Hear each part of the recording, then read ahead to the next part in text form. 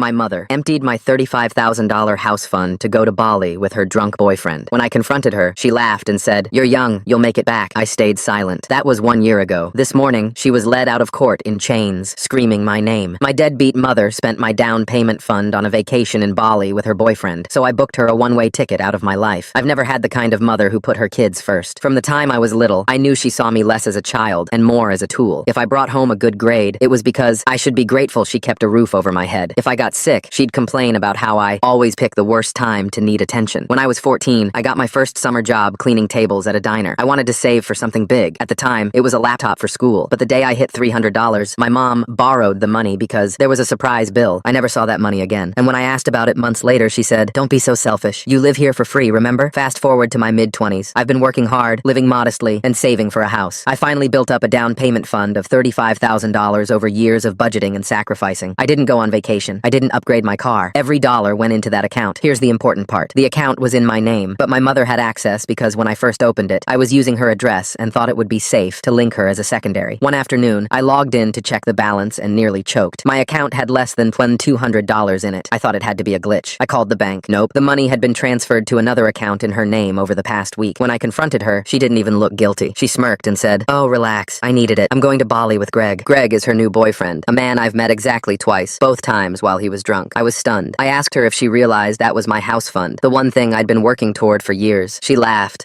and said, "You're young. You'll make it back. This trip is once in a lifetime for me. Besides, you don't even have a boyfriend, so what's the rush?" That was the first time I actually saw red. I told her she had to pay me back immediately. She rolled her eyes and said, "Oh, don't be dramatic. You've always been so ungrateful. I'm your mother. I gave you life. This is nothing compared to that." For weeks after, she dodged me. She posted pictures of herself and Greg at the airport, then in a 5-star resort, lounging with drinks in hand, captions like, "Living my best life. Don't wait to be happy." Meanwhile, I was in my apartment staring at empty savings and wondering how I'd ever trust her again. My anger turned into something sharper, resolve. When she came back from her life-changing trip, she called me up like nothing had happened. "We should do brunch," she chirped. "I have so many stories from Bali." I told her to come over. When she arrived, I handed her an envelope. Inside was a single piece of paper, a printed screenshot showing her transfer history from my account, with the total amount circled in red. She went pale for about half a second before trying to play it off. "Oh, don't be petty. It's not like you need that money right now. You're not even house hunting." That's when I told her, "You're right. I don't need it right now. I needed it before you stole it. And since you took something from me, I'm taking something from you." Her face shifted fast, from confusion to fear to fury. "What do you mean?" I told her I had booked her a ticket. She perked up. "Oh, where to?" "One way," I said. "To my brother's place. He's expecting you. You're not welcome in my life anymore." She exploded, shouting about how I was overreacting and being cruel to my own mother. She said I'd regret this when she's dead, and that children are supposed to take care of their parents. I told her that respect is earned, not given, and she'd burned that bridge herself. I'd already boxed up the few things she'd ever left at my place, mostly junk mail and clothes she forgot to take after dropping by. I put the box by the door and told her to take it on her way out. My brother knew the whole story and agreed to take her in temporarily. But here's the thing. He made it clear she'd have to pay rent and buy her own groceries. She lasted 2 weeks before bailing to stay with Greg again. It's been a year since then, and I thought I'd closed that chapter until I got a certified letter yesterday saying my name was on a joint loan with her for $80,000. I never signed anything. My hands shook as I read the letter again. Wells Fargo wanted $80,000 for a loan with my signature and my mother's. The date showed 3 weeks ago when I was in Denver for work. I grabbed my phone and called Wells Fargo's fraud department. The first person transferred me to someone else who transferred me to another department. 20 minutes later, I finally got Theodore Reeves, who pulled up the account. He told me the signatures matched their records perfectly, and my mother had come in with power of attorney documents I supposedly signed. I hung up and drove straight to my brother David's house where Mom had been staying. David opened the door looking exhausted and told me Mom and Greg had been using his address for mail but hadn't actually lived there for months. He handed me a stack of unopened letters, all from banks and credit companies. I sat on his couch and started opening them. 3 credit cards in my name with $45,000 in debt. Another personal loan for $25,000. Collection notices from stores I'd never heard of. Every application listed David's address, and the activity started 6 months ago. One receipt showed a $3,000 charge at a Phoenix casino last month. The next morning, I sat in my car outside the police station for 20 minutes. I kept thinking about the laptop money when I was 14 and all the birthday cash she'd taken over the years. I finally went inside and asked to file a report. Officer Rita Vasquez took my statement, but explained that since Mom had legitimate access to my original savings account, that theft was a civil matter. The forged signatures on the loans were identity theft and fraud, though. She said I'd need extensive documentation to prove I didn't authorize anything. I spent the entire weekend gathering evidence. I pulled credit reports showing inquiries I never made. I collected work emails proving I was in Denver when the Wells Fargo loan was signed. I downloaded bank statements showing my normal spending patterns versus the crazy charges on the fraudulent cards. 3 days later at work, I couldn't focus on my spreadsheets. My supervisor noticed and suggested I I take some personal time, but I couldn't afford to. I needed every paycheck now that my savings were gone and my credit was destroyed. That afternoon, David called me panicking. Mom had shown up at his construction site screaming about me trying to destroy her. His boss was threatening to fire him if she came back. Greg was with her recording everything on his phone and shouting about elder abuse. I called Jennifer Park, a consumer protection attorney who offered a free consultation. She reviewed all my documents and found clear evidence of forgery. She warned me that prosecuting family members rarely goes smoothly, and Mom would probably claim I gave verbal permission or that she was entitled as a parent. That evening when I got home, there was a note taped to my apartment door from the building manager asking me to come to the office immediately. My stomach dropped as I walked down the hallway because the manager never left notes unless something was really wrong. He was sitting at his desk with a printed email when I walked in, and his face looked worried. Someone had called the office claiming to be from a collection agency and said I was behind on multiple loans and might not be able to pay rent. The manager showed me the email they'd sent with all these fake account numbers and said he needed proof I could still pay or he'd have to start eviction proceedings. I pulled up my bank statements on my phone right there and showed him my checking account balance and my perfect payment history for the past 3 years. He seemed relieved, but warned me that whoever was doing this seemed really determined to cause problems for me. I knew it was my mother trying to destroy my life piece by piece. A week later, I met with Theodore at the Wells Fargo branch where all this started and brought my thick folder of evidence Jennifer had helped me organize. Theodore kept wiping sweat from his forehead as I spread out the documents showing the forged signatures and the fake power of attorney forms. When I mentioned that Detective Vasquez was investigating and had already contacted the bank's fraud department, his hands started shaking. He admitted the power of attorney document looked suspicious now that actual legal experts were examining it and offered to put a temporary hold on all collection attempts. I recorded our whole conversation on my phone just in case. That night, an unknown number called me, and when I answered, my mother's voice came through all sweet and concerned. She started talking about how this was all just a big misunderstanding and we could work it out as a family. Then her tone changed completely, and she hissed that I thought I was so smart, but I had no idea what she was capable of. She said Greg had friends who knew how to handle ungrateful children, and that she knew where I worked and all my daily routines. I hung up and immediately called Jennifer, who told me to save the voicemail and file a police report for the threats. The next morning, I had a security company come install cameras at my apartment and changed all my locks with heavy-duty deadbolts. While the installer was working, I noticed a beat-up sedan parked across from my building that I'd never seen before. It had been there when I got home from work the day before, too. Interesting conversation happening here. I wonder what they're really thinking. I walked toward it with my phone out to take a picture of the license plate, and it suddenly started up and sped away, but not before I got a clear photo. I ran the plate through one of those online searches and nearly dropped my phone when I saw it was registered to someone named Patricia Thompson. Greg's last name was Thompson, and I had a sick feeling this was connected. Jennifer was working fast on her end and filed paperwork to freeze all my accounts and dispute every single fraudulent charge. She explained that while the criminal investigation could take months, we could start civil action immediately to protect my assets. The first step was getting a restraining order against my mother and Greg. 2 weeks later, we were in court for the restraining order hearing, and my mother showed up with Greg, both dressed like they were going to church. My mother started crying the second the judge looked at her, sobbing about how I'd abandoned her after she'd sacrificed everything to raise me. She claimed I was mentally unstable and had always been vindictive, saying she was a loving mother being framed for crimes I'd actually authorized. Greg sat there nodding and recording everything on his phone like he was gathering evidence. The judge listened to both sides and looked through all the forged documents Jennifer presented. He granted a temporary restraining order but scheduled a full hearing in 3 weeks to make a final decision. As we were leaving the courtroom, my mother walked past me and whispered that I had no idea what she was capable of. Greg stuck his phone in my face, trying to get me to react while she smirked behind him. That night, my brother David finally called me after weeks of ignoring my messages. He sounded exhausted and said our mother had been calling him non-stop with crazy stories about me trying to destroy the family. He admitted he'd found loan documents in her things when she stayed with him, but threw them away because he didn't want to get involved. After I explained everything that was happening, he agreed to write a statement about what he saw, but begged me not to make him testify in court. 3 days later, Detective Vasquez called with huge news about the case. They'd gotten security footage from Wells Fargo showing my mother actually signing the documents while I was provably in Denver for a work conference. The timestamp on the video matched perfectly with my flight records and hotel receipts from that trip, but she said my mother's new lawyer was already claiming I'd given verbal authorization over the phone for her to sign on my behalf. I was at my desk at work trying to focus when my manager walked over looking serious and asked me to come to his office. HR was there waiting with a printed complaint someone had sent about me embezzling company funds to feed a gambling addiction. The complaint used specific phrases like, "She's always been ungrateful," and "thinks she's so smart," that I recognized immediately as my mother's words. They said they had to investigate, and I was being placed on administrative leave without pay while they verified all my financial records. I walked out of that meeting with my legs shaking and called Jennifer from the parking lot. She told me to forward everything immediately, and she'd handle it. Within 2 hours, she'd sent cease and desist letters to every address we had for my mother and filed defamation charges at the courthouse. She also called my company's legal department herself and sent them copies of the police reports and bank fraud documentation showing the identity theft case was real. That night, I sat at my kitchen table table with my laptop and calculator going through every penny I had left. Without my salary, and with my credit cards maxed from the fraudulent charges, I had maybe 6 weeks of money for rent and food if I was careful. The house I'd been saving for felt like some sick joke now. I started applying for night shifts at grocery stores and weekend work at warehouses. 3 days passed with no word from work, and then my phone rang from a number I didn't recognize. A woman named Patricia Coleman said she'd seen my story in a Facebook group for fraud victims where someone had posted my license plate photo, asking if anyone knew me. She said Greg Thompson was her ex-husband, and we needed to talk immediately. I met her at a coffee shop downtown the next morning where she slid a folder across the table to me. Inside were court documents showing Greg had 3 fraud convictions from California, Nevada, and New Mexico. There were also printed text messages between Greg and my mother from 6 months ago where they talked about their retirement plan and mentioned my savings account by name. Patricia said they'd done this exact same thing to Greg's last girlfriend's daughter and gotten away with $40,000. I took photos of everything and sent them straight to Rita, who called me back within an hour, saying she was upgrading the case to organized fraud and bringing in a financial crimes specialist. 2 weeks later, Rita's team discovered my mother and Greg had been living in a luxury rental in Scottsdale under fake names, paying $8,000 a month in cash. The restraining order hearing came 5 weeks after everything started, and my mother showed up with a new lawyer who had a whole presentation ready. He showed edited text messages that made it look like I'd agreed to help her financially, and photos from family gatherings he claimed proved we had a good relationship. My mother sat there crying and telling the judge about my supposed history of mental health issues that never existed. Jennifer stood up and destroyed every single claim with phone records showing I was in Denver during the supposed authorization call and bank statements showing my mother's spending versus my saving patterns. She presented Patricia's evidence about Greg's criminal history and their previous scams. During the break, I went to the bathroom and heard my mother in a stall talking on her phone saying if this didn't work, they'd go to Plan C because I couldn't prove I didn't sign those insurance papers. The judge came back and granted the permanent restraining order and referred the case for criminal prosecution. My mother jumped up screaming that I'd regret destroying my own mother while security guards grabbed her arms. Greg was filming everything until a bailiff took his phone away. 2 days later, HR called to say their investigation found no evidence of wrongdoing and I could return to work Monday with full back pay. But when I walked into the office, people stopped talking and turned away from me. Whispers followed me down the hallway, and coworkers who used to eat lunch with me suddenly had other plans. The isolation at work made everything else feel worse when I sat across from the credit repair specialist Jennifer recommended. She spread out papers showing my credit score had dropped 300 points and explained that even with fraud proven in court, full restoration would take 18 to 24 months minimum. Every loan application, every apartment rental, every job that ran credit checks would need extra documentation and explanations about the fraud case. The house I'd been looking at for 2 years, the one with the little garden in back, had sold the week before to another buyer who could actually get approved for a mortgage. I was still processing this when my phone rang and David's name showed up. His voice came out in short bursts as he told me someone had broken into his house while he was at work. The back door was kicked in and his filing cabinet was emptied. They took his passport, birth certificate, social security card, and every piece of mail from the last 6 months. The neighbor's security camera caught everything, and when David sent me the footage, there they were loading boxes into Greg's car at 2 in the afternoon, like they had every right to be there. David filed a police report, but the officer said without proof of what was in the boxes, it would be hard to prosecute for anything more than breaking and entering. Rita called me 3 days later saying she'd gotten a warrant to search their luxury rental in Scottsdale based on David's footage and my fraud case. When she arrived with backup, the place was already cleared out. The landlord told her they'd paid 3 months in advance with cash, and the names on the lease turned out to be fake. The neighbors remembered seeing a U-Haul truck at 3 in the morning 2 nights earlier, but nobody got the plate number. Rita put out alerts to neighboring states, but without knowing what names they were using now, it was like looking for ghosts. That's when Jennifer called me to her office immediately. She had 3 documents spread across her desk that made my hands start shaking. 3 different life insurance policies had been opened in my name over the past month, each with a different company, totaling $2 million.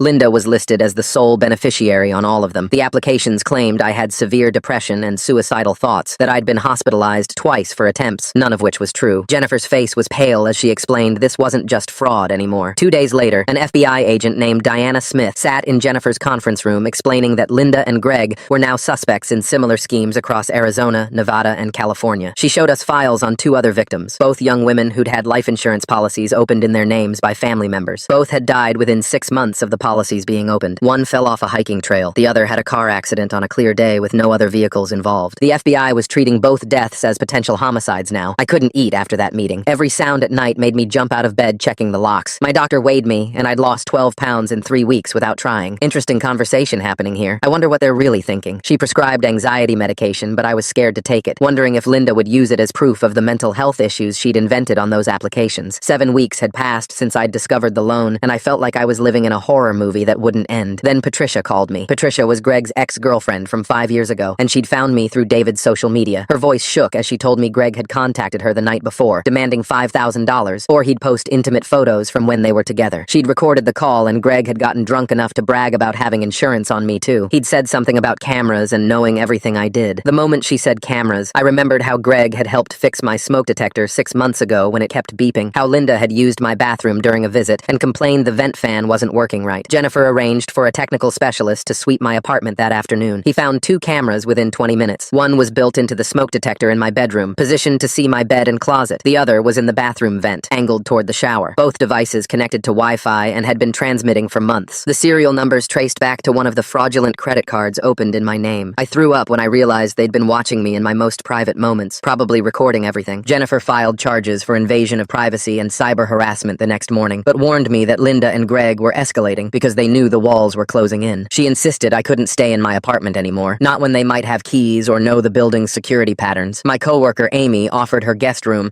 and I packed a bag that night, looking over my shoulder the whole time. The guest room had a lock on the door, and Amy had a German shepherd named Max, who barked at everything. I finally slept for more than 2 hours straight for the first time in weeks. Jennifer kept working with the FBI while I tried to maintain some normal routine from Amy's house. Then, Thomas Brennan from Wells Fargo was arrested. The internal investigation had uncovered 43 fraudulent loans he'd approved over 2 years, all for people who never actually applied. He'd been taking $5,000 kickbacks for each approval, using his manager override to bypass the normal verification process. When faced with federal charges, he agreed to testify that Linda and Greg had paid him in cash to push through my loan without proper documentation. 2 days later, David called me screaming because someone had opened 3 credit cards in his name and maxed them out buying electronics and gift cards. He had to miss work dealing with the fraud department at each bank, filling out police reports, and trying to prove he hadn't made those purchases. His construction boss told him he couldn't keep missing shifts and let him go after he'd been there 8 years. David drove to my apartment that night and pounded on my door until I opened it. His face was red and his hands were shaking as he told me this was all my fault for not just letting Mom have the money and moving on. He said I'd ruined everyone's life by being selfish and vindictive. I tried to explain that Mom was the one committing crimes, but he just walked away and we didn't talk for weeks. I finally made myself go to therapy because I couldn't sleep and kept having panic attacks at work. The therapist was this older woman who listened while I talked about everything Mom had done over the years. She helped me see how Mom had trained me from childhood to doubt myself and accept her taking from me. We talked about the time Mom told me I was lying when I said my teacher praised my science project, or when she convinced me I'd imagined her promising to come to my graduation. The therapist called it gaslighting and said Mom had been doing it my whole life to make me easier to control. 10 weeks after everything started, a coworker showed me something on her phone. Mom had made a fake Facebook account under the name Linda Thompson and was posting pictures from Las Vegas casinos. In one photo, she was wearing Grandma's ruby necklace and diamond earrings that Mom had told me were stolen in a break-in 5 years ago. The caption said she was living her best life with her real family, who actually appreciated her. I screenshot everything and sent it to my lawyer, who forwarded it to the detective. The next week, the district attorney's office officially filed charges against both of them: identity theft, wire fraud, conspiracy to commit fraud, and elder abuse because Mom had been claiming to be a vulnerable senior citizen to get sympathy from bank employees. If convicted, Mom was looking at 15 to 20 years in prison. Greg was facing 25 to 30 because of his prior fraud convictions that I didn't even know about until the prosecutor mentioned them. I started going back to the gym and hiking on weekends, trying to get back to normal. At a fraud victim support group, I met a woman named Amy, whose sister had done something similar to her. We started getting coffee after meetings, and she understood the specific kind of hurt that comes from family betrayal. She didn't tell me to forgive and forget, or that family is everything like other people did. 3 months after the whole mess started, I got a call from Detective Vasquez at 2 in the morning. Greg had been arrested at a casino in Nevada after their facial recognition system flagged him as wanted. Within hours of being in custody, he was trying to make a deal with prosecutors. He claimed Mom had planned everything, and he was just going along because she threatened him. Then he handed over his phone with voice recordings he'd been making of Mom for months, probably as insurance in case things went bad. In the recordings, Mom's voice was clear as she talked about her plans. She said I owed her for giving up her life to raise me, and that the down payment was nothing compared to what she'd sacrificed. She called me selfish and said taking the money was just collecting what was rightfully hers. She even laughed about how I'd probably cry, but would get over it because I always did. The detective played me one recording where Mom said she'd been planning this since I first mentioned saving for a house 3 years ago. David called me after the detective contacted him about the recordings. His voice was quiet as he apologized for blaming me and admitted he'd been letting Mom get away with stuff for years because it was easier than fighting with her. He'd started therapy too and was working with a credit repair company to fix the damage. We met for lunch and actually talked like siblings for the first time in years. 2 weeks later, Mom was arrested at a motel in New Mexico. The police found her with 4 fake IDs and $30,000 in cash stuffed in a duffel bag. When they brought her in, she immediately started yelling that she was being framed by her psychotic daughter, who had abandoned her. She demanded to talk to reporters and claimed she was a victim of elder abuse by her own children. children. The story hit local news the next day with the headline, "Mother Claims Daughter Framed Her for Fraud." They interviewed Mom from jail where she cried about being a loving mother whose ungrateful children turned on her. Some of the comments online actually believed her, saying no mother would steal from her own child and that I must have done something to deserve it. People at work saw the coverage, and I could feel them staring and whispering when I walked by. One coworker actually asked if I felt guilty about putting my own mother in jail. Another said maybe I should have just forgiven her since she was family. Jennifer called me that week and said she'd arranged something that might help with a public perception problem. She'd set up an interview with a journalist who specialized in fraud cases and wanted me to bring all the evidence we had. I met the reporter at a coffee shop downtown and spread out all the bank statements, the forged loan documents, and the screenshots of my mother's Bali posts right there on the table. The reporter took photos of everything and asked me to walk through the timeline step by step. The article went live 3 days later, and within hours my inbox was flooded with messages from other people my mother and Greg had scammed. An elderly man named Harold reached out saying my mother had befriended him at church 2 years ago and convinced him to invest $50,000 in a fake charity for homeless veterans. She'd shown him fake paperwork and everything, even brought him to a rented office space she claimed was the charity headquarters. The FBI agent handling our case called me the next morning saying they'd seized Greg's laptop from a storage unit and found something huge. They'd discovered what they called a retirement plan document that was basically a detailed blueprint for targeting family members of romantic partners. The document had research on dozens of people, including their financial situations, their vulnerabilities, and the best ways to approach them for money. My name had been on that list for 2 years with notes about my savings habits, my work schedule, and even my lack of a romantic relationship, which they saw as making me an easier target. I moved back to my apartment full-time after staying with David for weeks, but I couldn't shake the feeling of being watched. I changed my locks 3 times in the first month and installed a security system that sent alerts straight to my phone whenever anyone approached my door. Every night I'd check behind furniture for cameras, look in the vents, even inspect the smoke detectors. I knew it was excessive, but I couldn't stop myself from doing these sweeps multiple times a day. Interesting conversation happening here. I wonder what they're really thinking. The exhaustion from being constantly on edge was wearing me down, but sleep meant vulnerability, and I couldn't afford that. 5 months after everything started, I had to attend a pre-trial hearing where my mother shocked everyone by firing her public offender right there in the courtroom. She stood up and announced she'd be representing herself because nobody else understood the truth of what was happening. The judge tried to talk her out of it, but she launched into this rambling speech about being a loving mother, betrayed by an ungrateful daughter, and how the whole prosecution was a conspiracy to silence her. She pointed at me in the gallery and said I'd been planning this since childhood to steal her life. The judge had to threaten her with contempt to get her to stop talking. Thomas testified at the next hearing, and his testimony was devastating for my mother's case. He explained how Linda and Greg had approached him during his divorce when he was vulnerable and drinking too much. They'd actually targeted 4 other bank employees before him, but those people had refused to help. He provided emails showing how they'd researched his personal situation and crafted their approach based on his emotional state. The organized crime charges were looking more and more solid with every piece of evidence. I started going to a hiking group on weekends just to get out of my apartment and feel normal again. That's where I met Ryan, who noticed I always checked behind us on the trail and asked if I was okay. I ended up telling him the whole story during a water break, and instead of running away like I expected, he just listened. We started hiking together regularly and eventually went for coffee after. When I told him I had trust issues and might never be able to fully let my guard down, he said he understood and wasn't going anywhere. It was nice, but I still found myself checking his social media obsessively and noting where he said he'd be versus where he actually was. Greg's lawyer contacted Jennifer saying he wanted to make a deal. In exchange for full testimony against my mother, he'd take 12 years in prison. But that wasn't the shocking part. The shocking part was what he revealed in his testimony. My mother had hidden approximately $200,000 in various accounts under fake names, and together they'd scammed 23 people over the past 5 years. He provided a complete list of victims, dates, amounts stolen, and most importantly, where all the hidden money was stashed. The prosecutors offered my mother a deal too, 8 years if she'd reveal where the money was hidden and pay restitution to all the victims. She refused immediately and told them she wanted a trial where she could expose my lies to the world. She kept insisting that everything would come out in court and everyone would see who I really was. I qualified for a special loan program for fraud victims, which meant I could finally start looking for a house again, even though my budget was much smaller now. I found a condo that needed work, had outdated everything, and was in a less desirable neighborhood, but it had potential. David came with me to look at it and immediately started talking about which walls we could knock down and how we'd redo the kitchen. It felt like a fresh start, even if it wasn't the house I'd originally dreamed of. 2 weeks before the trial was set to begin, I got a voicemail from an unknown number. When I played it, my mother's voice filled my kitchen, and my blood went cold. She'd somehow gotten a contraband cell phone in jail and left me a message saying I'd destroyed our family, and when she got out, which she swore she would, I'd pay for what I'd done. She said Greg was weak for taking the deal, but she wasn't weak, and I was still her daughter, which meant she owned me. I saved the voicemail and called Jennifer right away. She told me to forward it immediately and not to delete anything. Within 2 hours, she'd filed an emergency motion with the court about witness intimidation. The next morning, guards searched my mother's cell and found the phone hidden inside her mattress. They added 3 new charges charges to her case, including witness tampering and illegal possession of a contraband device in jail. The prosecutor told me this was actually good for our case because it showed she had no remorse and was still trying to control me. 7 months passed while the legal stuff moved forward. During that time, I managed to rebuild my credit enough to qualify for a small condo in Tempe. The day I signed those papers, my hands shook so bad I could barely hold the pen. It wasn't the dream house I'd saved for, but it was mine. Bought with money I'd scraped together working overtime and selling everything I didn't need. I framed the deed and hung it in my bedroom as proof I'd survived her. When jury selection finally started, my mother showed up to court in a wheelchair she didn't need. She had an oxygen tube in her nose even though Jennifer found out she'd been doing jumping jacks in her cell that morning. The bailiff told me she'd been coaching other inmates to post stuff about me online. They were calling me a spoiled millennial who destroyed her sick mother for TikTok fame. None of it was true, but seeing those posts still made my stomach hurt. The trial opened with the prosecutor laying out everything they had. Bank records showing every stolen dollar. Security footage from the bank when she'd transferred my money. Greg's testimony playing on a screen from wherever they were keeping him. 3 other people she'd scammed testified about fake loans and stolen identities. I watched my mother's face the whole time. When she thought the jury wasn't looking, her sweet old lady mask would slip and I'd see the real her underneath. The look in her eyes was pure hate. When my turn came to testify, I sat in that chair for 6 hours straight. I told them about every time she'd stolen from me starting when I was 14. She stared at me the entire time, shaking her head and dabbing at her eyes with a tissue, but her eyes were dry. My heart was pounding so hard I thought everyone could hear it, but I kept my voice steady. I had to. On day 3, my mother decided to cross-examine me herself. The judge warned her 3 times in the first hour about badgering the witness. She kept asking about my greed and how I'd abandoned her when she needed me most. Her voice got louder and meaner with each question. The sweet old lady act was cracking. By the end, she was practically yelling at me about being ungrateful. The jury was watching everything. Patricia testified next about all the schemes she'd seen Greg and my mother pull over the years. She brought boxes of documents showing their pattern of moving from state to state, finding new victims. An FBI analyst showed charts of their movement across state lines and explained how they'd stolen identities from at least 12 people. During a break, I saw my mother sitting alone at the defendant's table. No lawyer, no performance, just her. She looked old and tired and desperate. For maybe 2 seconds, I felt bad for her. Then I remembered that voicemail where she said she owned me, and the feeling went away. When she took the stand in her own defense, she put on the biggest show yet. She cried about being a struggling single mother who'd sacrificed everything for her ungrateful children. But when the prosecutor started asking questions, she couldn't keep her story straight. First, she said she never took my money. Then she said I gave it to her. Then she said I owed it to her for raising me. Finally, she snapped and screamed that I owed her everything because she gave me life. The jury only took 4 hours to decide. Jennifer, David, and I waited in a small room near the courtroom. I couldn't eat the sandwich David brought me. My hands were too cold to hold my coffee cup steady. When the court officer came in and said the jury had reached a verdict, everything inside me went still. We filed back into the courtroom and I kept my eyes on the floor while everyone took their seats. The judge asked Linda to stand, and she pushed herself up from the defense table with both hands gripping the edge. The court clerk unfolded the paper and started reading each count one by one. Guilty of fraud, guilty of identity theft, guilty of forgery, guilty of elder abuse, guilty on all 17 counts. Linda's face went from pale to red to purple in about 3 seconds. She slammed her fist on the table and screamed that the jury was corrupted, that I had blood on my hands. The bailiffs moved toward her as she kept shouting about a mother's curse following ungrateful children forever. They grabbed her arms and she fought them, kicking and twisting while yelling threats at me. The judge banged his gavel and scheduled sentencing for next month while they dragged her out still screaming. Jennifer squeezed my shoulder, but I felt nothing, just empty and cold. In the parking garage, I sat in my car for 20 minutes before the tears finally came. I cried for the mother I never had, for the childhood she stole, for having to do this. 2 weeks later, 6 of the other victims organized a dinner at a small Italian place downtown. They kept thanking me for being brave enough to stand up when they couldn't. One woman said I'd saved her from losing her retirement account to Linda's next scheme. I realized I'd helped stop more people from getting hurt, and that gave me some peace. The next morning, David picked me up and we drove to Grandma's grave with fresh flowers. Standing there at her headstone, David told me Linda had been stealing from Grandma's account for years before she died. He'd found the bank statements but was too scared to report it back then. We promised each other no more family secrets, no more protecting Linda from consequences. At the sentencing hearing a month later, Linda looked thin and worn but still angry. 3 victims gave statements about how she'd destroyed their finances and their trust. The judge sentenced her to 18 years without possibility of early release. Talk about poetic justice. The woman who spent years stealing identities got her own identity exposed as a professional con artist while dressed up like she was auditioning for a community theater production of Sweet Old Lady Who Definitely. As the bailiffs led her away in chains, she turned and mouthed, "You're dead to me," at me. A month after that, the first restitution check arrived for $300. Jennifer explained the seized assets would trickle in slowly over years, nowhere near the full amount stolen. I used that first check to pay for my first therapy session. David came over the next weekend with paint supplies, and we spent 2 days repainting my whole condo. We picked bright yellows and blues that Linda always said were tacky and childish. While we painted, we laughed for the first time in over a year, sharing stories about Grandma's cooking. Jennifer Jennifer called while we were cleaning brushes with news that 3 more states were filing charges against Linda and Greg. She said Linda would probably die in prison with all the new charges stacking up. I felt relief mixed with this weird grief for what could have been. 3 months after sentencing, my credit report showed my score had finally climbed back over 650. I qualified for a regular credit card and immediately used it to buy security cameras for David's house. We were both still jumpy about strange cars and unexpected mail, but we were getting better. Then yesterday, a thick envelope arrived through Jennifer from the prison. Inside were 12 pages of Linda's handwriting, rambling about ungrateful children and biblical curses and how I'd burn in hell. Jennifer filed it immediately as evidence for a permanent restraining order that would last even after Linda's release. 3 weeks later, Jennifer called me about something unexpected. The FBI had been digging through Greg's finances and found offshore accounts with over $75,000 hidden away. They traced it back to multiple fraud victims over the years, not just me. The federal prosecutor said they'd distribute the recovered money to all the victims based on documented losses. My share would be around $20,000 after everyone got compensated. I sat at my kitchen table staring at the paperwork for an hour. It wasn't my full $35,000, but it was something. I decided right then to book a real vacation for the first time in 5 years. The next month, I joined a support group for family fraud victims that met every Tuesday at the community center. Most people there had similar stories about parents or siblings who'd stolen from them. I started helping newer members navigate the legal system since I'd been through it all. 3 people ended up filing police reports after hearing my story. One woman cried when I showed her how to freeze her credit. Another guy thanked me for explaining how to get bank records for court. 6 months after Linda's sentencing, David called with news. He was getting engaged to his girlfriend who'd stuck by him through everything. The engagement party was at a nice restaurant downtown. Some distant relatives showed up and I could hear them whispering about Linda in the corner. David and I stood together by the cake table and didn't let it bother us. We were building our own family now without her poison. A week later, I drove to my old apartment to pick up forwarded mail. The place looked smaller than I remembered. The deadbolt I'd installed after finding out about the fraud was still there. The security camera I'd mounted was dusty, but still recording. I stood in the doorway remembering how scared I used to be every time I heard footsteps in the hallway. Now it just seemed sad and empty. I grabbed the mail and left without looking back. 2 months later, Jennifer called with news that made me stop walking in the middle of the grocery store. Greg had died in prison from liver failure. Years of drinking had finally caught up with him. Linda didn't even know for 2 weeks because she was in solitary for attacking another inmate over commissary food. When Jennifer told me I waited to feel something, but nothing came. I finished my grocery shopping and went home. 8 months after the sentencing, my boss called me into her office. She said my performance had been incredible despite everything I'd been through. They were promoting me to senior analyst with a 30% raise. I could finally rebuild my savings properly. The dream of buying a house didn't seem impossible anymore. I celebrated by ordering takeout from my favorite Thai place. 2 weeks later, I boarded a plane to Costa Rica for my first real vacation. I went ziplining through the rainforest and posted photos of myself actually laughing. For entire days, I didn't think about Linda or Greg or any of it. My therapist had told me this was called integration, when trauma becomes part of your story instead of your whole identity. She was right. On my last day there, I got an email from Jennifer about something big. Wells Fargo was facing a class action lawsuit for their negligent security practices that had allowed the fraud. She wanted me to be a lead plaintiff. The potential settlement could be substantial, but more importantly, it might prevent other people from going through what I did. I agreed immediately. 10 months after the sentencing, I got a Facebook message that surprised me. It was from Patricia, one of Greg's other victims we'd found during the investigation. She was in recovery from her own trauma and wanted to meet for coffee. We started meeting once a month at a local cafe. We had this dark humor about our shared experience that nobody else understood. She'd joke about Greg's terrible taste in shirts, and I'd laugh about Linda's obsession with fake designer bags. Yesterday, I stood in the living room of a house I was thinking about buying. It was a real house with a yard and everything. The class action settlement had come through, and combined with my savings and promotion, I could actually afford it. David came with me to check the foundation and electrical. The realtor kept talking about the neighborhood and schools, but I was just standing there thinking about how far I'd come. I made an offer that afternoon. 3 weeks later, Jennifer called with news about the Wells settlement. The bank had agreed to pay out $3.2 million to be split between 12 people who'd been victims of their security failures. My portion came to $400,000, which was way more than Linda ever stole from me. I took $50,000 of it and tracked down 6 other people Linda had scammed over the years through old court records and Facebook. I sent each of them checks with notes explaining where the money came from. Most of them cried when they called to thank me. The rest went into savings and a proper down payment fund at a credit union with zero connection to my family. My offer on the house got accepted, and a year after Linda's sentencing, I was signing closing papers. David showed up with his whole construction crew to help me move. While we were packing my storage unit, he found a box of old photos from when we were kids. There were pictures of us at the park, at birthday parties, before everything went bad. We kept the ones where we looked happy and threw out anything with Linda in it. That first Thanksgiving in my new house felt like something out of a movie. David brought his wife and kids. Patricia from the trial support group came with homemade pie. Jennifer stopped by with expensive wine, and my boyfriend Tom helped me cook the turkey. We ate in my actual dining room at a table I'd bought myself. Nobody asked about Linda or mentioned the trial or brought up the past. We just ate and laughed and watched football like a normal family, the kind kind I'd chosen instead of the one I was born into. Late that night, after everyone left, I found a letter in my desk that I'd written to myself during the worst part of the trial. It was full of promises about how someday I'd be free and happy and safe. I walked outside to my fireplace and burned it, watching the smoke disappear into the cold November air. The promise was already kept. 14 months after the sentencing, I got mail from the state prison system. Linda had been diagnosed with early dementia, and they wanted to know if I should be notified about medical decisions as her next of kin. I checked the no box without even thinking about it, and filed the paperwork in my done with this folder. Around that same time, I started a blog about surviving family financial fraud. My first post about the Bali vacation and the fake loans went viral overnight, getting shared thousands of times. People started emailing me their own stories, thanking me for making them feel less alone. Within 6 months, I was testifying at the state capitol about strengthening identity theft laws. Then David called me one morning in a total panic. He'd gotten a call saying Linda had died in prison and they needed $5,000 for burial costs, or they'd cremate her and scatter the ashes. Something felt wrong immediately. I told him to hang up and call the prison directly. Turns out Linda was alive and some other inmate was running a scam using information Linda had given her about our family. The woman had been Linda's cellmate for 3 months and knew all about the settlement money. They caught her within a week, and Linda got hit with conspiracy charges for feeding her the information. Another 5 years added to her sentence. David laughed when he heard, but I just felt tired. Linda would never stop trying to hurt us, even from prison, but it didn't matter anymore because we'd learned to protect ourselves. 18 months after the sentencing, I stood at a podium in front of 300 financial professionals at a fraud prevention conference. My hands shook a little as I started talking about that day I found my account empty. But as I told the story, my voice got stronger. I talked about the investigation, the trial, the recovery, and mostly about how victims aren't stupid or careless. They're just human beings who trusted the wrong people. When I finished, the whole room stood up and clapped. Some people were crying. Linda's cellmate running a death scam using info Linda gave her. There's something almost fitting about Linda teaching someone else her tricks while locked up. Makes me wonder if she sees the irony in training her replacement from behind bars. Afterwards, dozens of them came up to share their own stories or ask for advice. Now it's been 2 years since everything started. This morning I was out in my backyard planting tulip bulbs that'll bloom next spring. David's kids were playing on the swing set he built last summer, screaming and laughing like kids should. My phone buzzed with a text from Tom about dinner reservations for our anniversary. I didn't check it right away. I just kept digging in the dirt, pushing each bulb down deep where it would be safe through the winter. Next spring they'll come up bright and strong, and I'll be here to see them. I own this house, this yard, this future. Nobody can take it from me. The girl who once had her laptop money stolen by her mother now helps other people protect themselves. The woman who trusted too much learned exactly how much to trust. And Linda sits in a cell for another 13 years, becoming someone else's cautionary tale. I won. Ooh, I'm really curious about this spot. Can't wait to see what happens next. Subscribe for more content like this.